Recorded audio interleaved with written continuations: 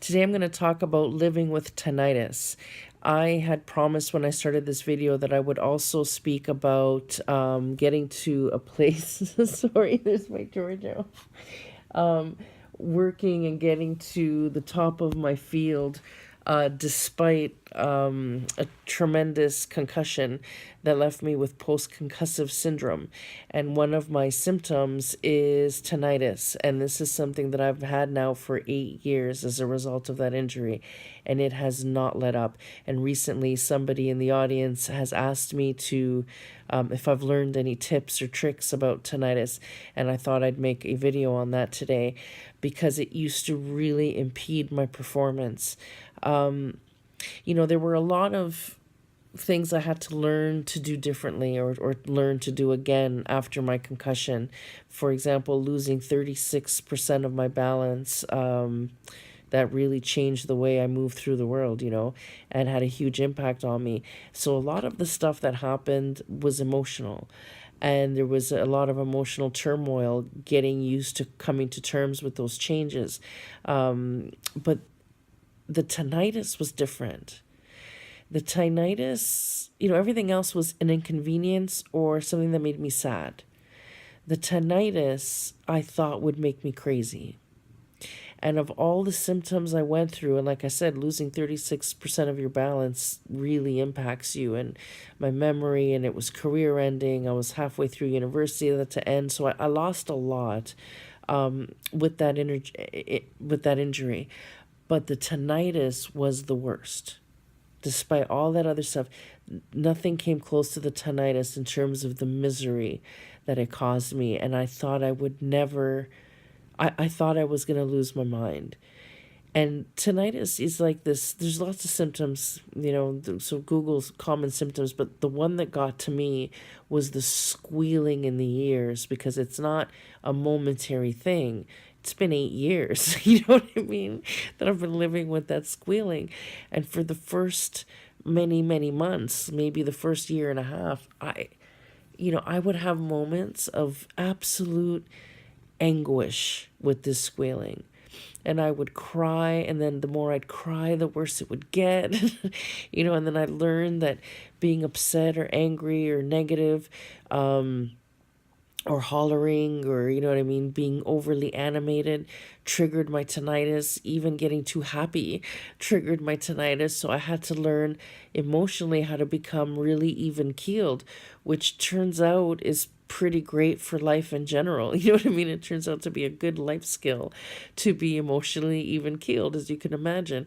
So learning that skill, this was like Olympic training for emotional stability. So that kind of worked out as a good indirect benefit.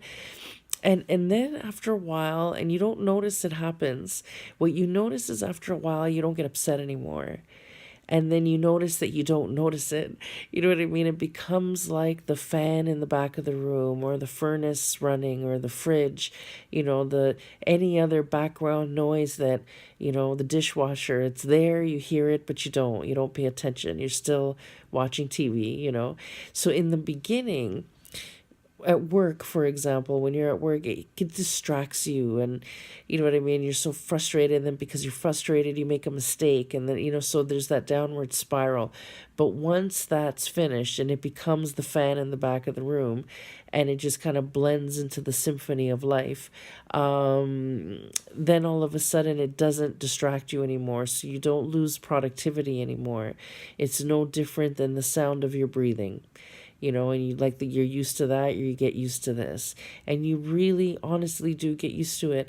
And in the beginning, I had a neurologist say that to me exactly. Neil, it's amazing what you learn to get used to. And I wanted to punch him in the face because I didn't want to ever get used to this. But you honestly, you really, really do. I'm now trying, I'm very lucky that I live in Canada, where cannabis treatments are becoming legal. So I have a prescription, and tinnitus is part of why I have this prescription. And although it doesn't at all remove the squealing, I find cannabis, especially if it has a high THC content, gives me enough psychoactive effects that I don't care. You know what I mean? So it's there, but I don't care that it's there anymore. So it takes the edge off emotionally, right? It just, like I said, it helps. Smoking the cannabis helps that sound be in the back of the room. And I've just recently started trying CBD oil to see if that works, and so far it hasn't, but it's only been about a week. And I've read now that, sometimes CBD oil is most effective when it has THC mixed with it. And what I've been using doesn't. So I've just ordered myself a CBD THC blended oil. So I'll try that. And I've heard a lot of people say that that helps a lot. But until I, try it for myself, I'm not going to know. But yeah. So, but regardless, whether or not, yeah, I no longer feel like I need to cure it. There's a million things that CBD THC could help me for. So the tinnitus wasn't top on the list for me trying the CBD oil, but I was curious to see if there would be an effect. But like I said, after about a week's usage, which is not a long time, sometimes CBD takes about a month before you start noticing benefits. So I'll report later. But as of right now, after 1 week of use, I have it. It's squealing tonight. Actually, it's really bad tonight. So right now, as I'm making this video, I'm being serenaded in my ears, and it's really high pitched tonight. So I want to show you how okay I am. You know what I mean? I can still have this conversation.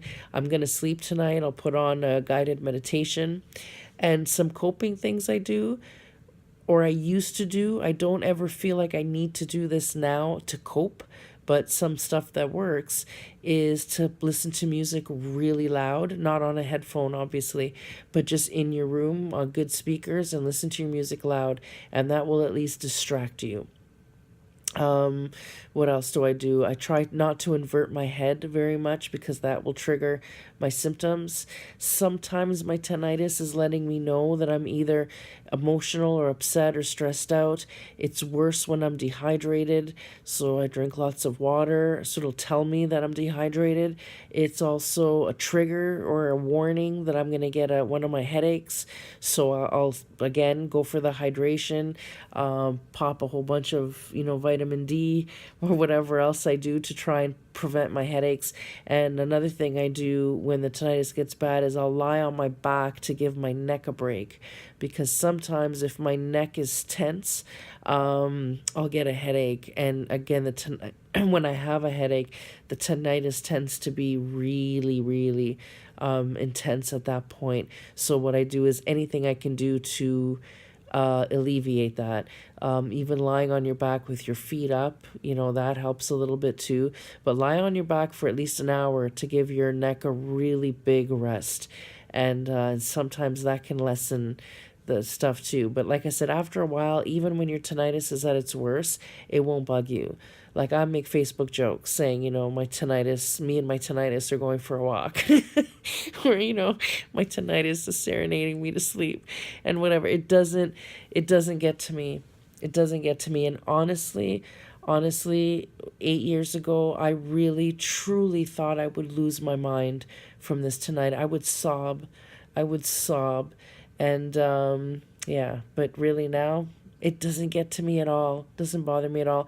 Doesn't slow me down at work. Nothing. Doesn't distract me. I give speeches with my tinnitus. You know what I mean? It doesn't make me make mistakes. Like you're fine, really. You will honestly get used to it.